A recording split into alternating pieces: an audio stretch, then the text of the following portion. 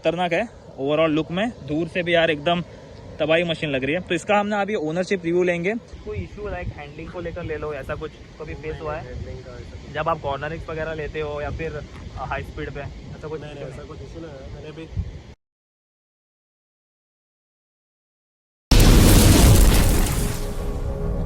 Hello guys, welcome back to the channel. तो कैसे हो आप लोग? तो यार आज आपके लिए फिर से लेके आओ भाई तबाही मशीन द RS200 OG, जिसका आपने रिव्यू देखा रहेगा आई गेस फरवरी में समथिंग किया था मैंने on the performance and all, review completely किया था। तो भाई मैं सोचा कि आज इसका एक ओनरशिप रिव्यू कर लेते हैं कि भाई बाइक को लेकर लगभग 4 साल हो गए हैं, तो गाड़ी का ओनरशिप रिव्यू वगैरह क्या रहेगा। तो मैंने उनके ओनर को पूछा, ओनर थोड़ा शाय हो रहे हैं कैमरे आने के लिए है, तो सारा कुछ बात करेंगे। चलो शुरू करते हैं आज का वीडियो। ओके भाई, पहले ओवरऑल लुक देख लो गाड़ी का। ऑलरेडी मैंने रिव्यू किया हुआ है। अगर समझ लो कोई न्यू बंदा देख रहा है तो भाई अगर आपके RS200 आपके पास है, अगर आपको अच्छे कुछ मॉड्स करने रहेंगे तो आप इसकी मतलब वीडियो देखकर कर सकते हो। जैसे विंडशील्ड देखो, साइड विंगलेट्स देखो, अंडर बैली देख लो, फिर इवन जो है भाई ये वाला भी है। तो भाई गाड़ी खतरनाक लग रही है और एग्जॉस्ट में भी मॉडिफिकेशन सारा कुछ किया गया है। वो मैं वीडियो का लिंक जो है ना डिस्क्रिप्शन बॉक्स में दे दूंगा, आप जाकर देख सकते हो। कंप्लीटली रिव्यू मैंने इस गाड़ी का किया था। तो भाई ये गाड़ी ना भाई खतरनाक है ओवरऑल लुक में, दूर से भी यार एकदम तबाही मशीन लग रही है। तो इसका हमने अभी ओनरशिप रिव्यू लेंगे। ओनर एक्चुअली वहाँ पे है हमारे प्रजीत भाई, लेकिन कैमरा थोड़ा शाई फी कर रहे हैं। वो देखो वहाँ पे है, वो देखो बात चल रही है उनकी कुछ। तो ओवरऑल मैं बताता हूँ कि गाड़ी में लाइक इतने साल से ओन किया है, लेकिन एक कमाल की बात है गाड़ी को लेके यार लगभग 4 साल हो गए हैं, लेकिन आप रनिंग अगर किलोमीटर्स की ओर देखोगे ना, डायरेक्टली लाइव दिखा रहा हूँ आपको, 16,332 भाई, इतना ही चली है गाड़ी मतलब कुछ चली ही नहीं है उसके हिसाब से। अगर मेरे पास भाई 4 साल से अगर RS रहती थी ना, इतना टाइम यार बोलो 40,000 तो लग गए थे इस पे स्पीडोमीटर पे। कि रिंग लाइट्स देखो यार खतरनाक लग रहे हैं दूर से भी। देखो आप यहाँ पे देखो, बैकग्राउंड में देखो यार बीच वगैरह है। हम अब फिलहाल अंकोला में तो राइड के लिए आए थे, तो मैंने बोला भाई ये गाड़ी बहुत दिन से बॉम्बे में थी तो नहीं आने मिल रहा, मतलब मुंबई में थी एक्चुअली। उसके हिसाब से रिव्यू करने के लिए आज मुझे मिली, तो उसके हिसाब से मैंने रिव्यू करने के लिए ली है। बैकग्राउंड में बहुत बंदे देख रहे हैं भाई, थोड़ा इग्नोर करना, ठीक है। तो भाई देखो अभी प्रजीत भाई आ गए हैं, तो भाई हेलो कर दो हमारे चैनल पे एक बार। ऑलरेडी जी भाई बताओ, अभी 4 साल आपको लेकर हो गए हैं, तो 16,000 किलोमीटर ही चली गई है। तो ऐसा कुछ का लॉजिक बताओ मेरे को कि भाई बहुत कम चलाते थे क्या, ऐसा कुछ है? एक्चुअली क्या है, मैं गाड़ी इतना चलाता भी नहीं, सिर्फ राइडिंग के लिए ही चलाता था। ओके, और बस राइड की लोकल वगैरह इतना चलाई नहीं गाड़ी। ओके। तो भाई का बोलना है कि वो लोकली ज़्यादा बाइक को यूज़ नहीं करते हैं, लेकिन संडे राइड्स के लिए, तो उसके हिसाब से 4 साल में 16,000 ही चली है। तो अभी आपने 4 साल से ओनरशिप के रिव्यू के हिसाब से आपको माइलेज कितना मिलता रहेगा ओवरऑल सिटी और हाईवे के हिसाब से? सिटी और हाईवे के हिसाब से ऑनेस्टली बताऊँ तो 30 तक मिल जाते हैं। अच्छा, हाईवे सिर्फ 30 माइलेज, और सिटी में? सिटी में 29, 28। ओ, बहुत लो। तो यार 200 सीसी के हिसाब से वो बता रहे हैं कि 28 दे रही है, तो यार बहुत कम है एज पर 200 सीसी। मे बी उनका राइडिंग स्टाइल थोड़ा, और अगर फुल सिस्टम एग्जॉस्ट भी लगाते हो उतना फर्क नहीं आता, सिर्फ 30 माइलेज देता है। हाँ एक्चुअली ये गाड़ी में जो है ना, हाँ मतलब फुल सिस्टम नहीं आता, इसलिए बेसिक्स में थोड़ा क्या है, हाँ। कैटलिटिक कन्वर्टर आता है ओके ओके, पेन पाइप से।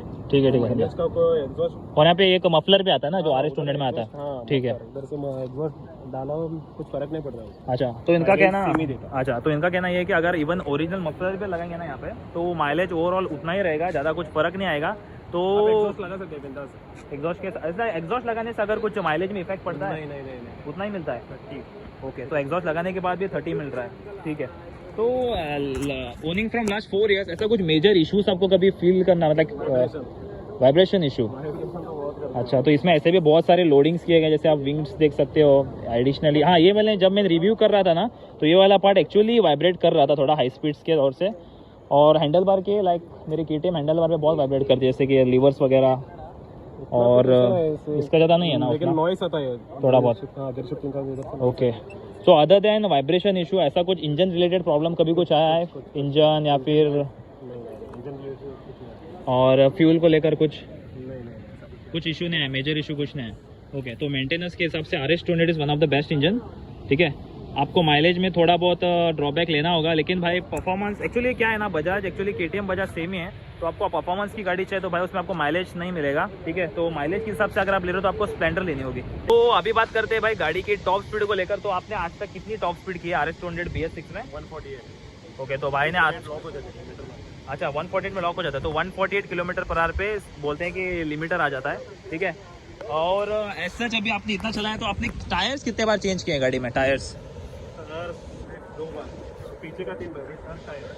अच्छा, थर्ड टायर। टॉप में एमआरएफ था, एमआरएफ के बाद मिशलिन डलवाया था, अभी मिशलिन के बाद अपना। ओके, तो भाई का कहना है कि भाई ने ऑलमोस्ट एक गाड़ी के टायर ना 2 से 3 बार चेंज किए गए हैं। सो लाइक चेंज किया है, अभी पीछे का 3 बार। पीछे का 3 बार, इवन लाइक बर्नआउट मार के या नॉर्मल यूजेज पे, हाई स्पीड और लो स्पीड पे? नहीं, मिशलिन ने एक्चुअली हो गया बर्नआउट मार के ही मैंने चेंज। हाँ, अच्छा, तो बर्नआउट मारने के बाद क्योंकि 16,000 में इतना जल्दी टायर नहीं जाएगा, तो बर्नआउट के चक्कर में, वीडियो के चक्कर में यार टायर को थोड़ा ये हो गया, ठीक है।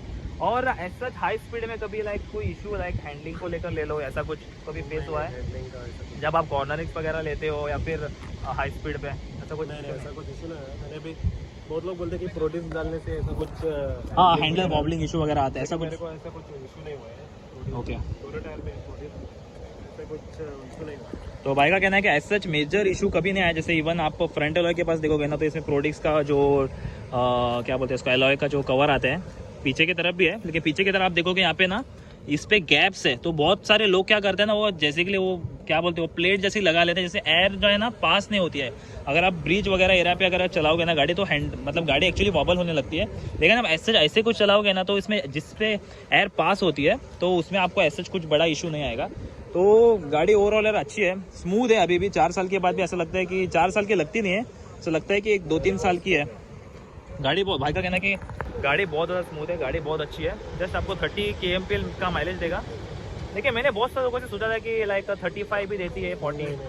मैंने भी सोचा था 35 देगी, लेकिन मैंने चेक किया 35 दिया। अच्छा, तो 35 का भी मिला नहीं अब तक? मैक्सिमम अगर हाईवे पर लॉन्ग राइड में चले तो 32 तक देगी। अच्छा, ज़्यादा नहीं देगी। तो मैक्स टू मैक्स 30 दी है, 30 के ऊपर आज तक कभी माइलेज नहीं मिला है। तो ओवरऑल रिव्यू कैसा लगा आपको गाड़ी का? एक्चुअली मैंने कंप्लीट मॉडिफिकेशन रिव्यू किया था, आपको मैं जो है डिस्क्रिप्शन बॉक्स में दे दूंगा, ठीक है। तो नहीं हो तो सब्सक्राइब करना, लाइक करना, शेयर करना यार। खतरनाक वीडियो ऐसे आते रहेंगे, ठीक है। Thanks for watching guys, I will see you in the next one, bye bye.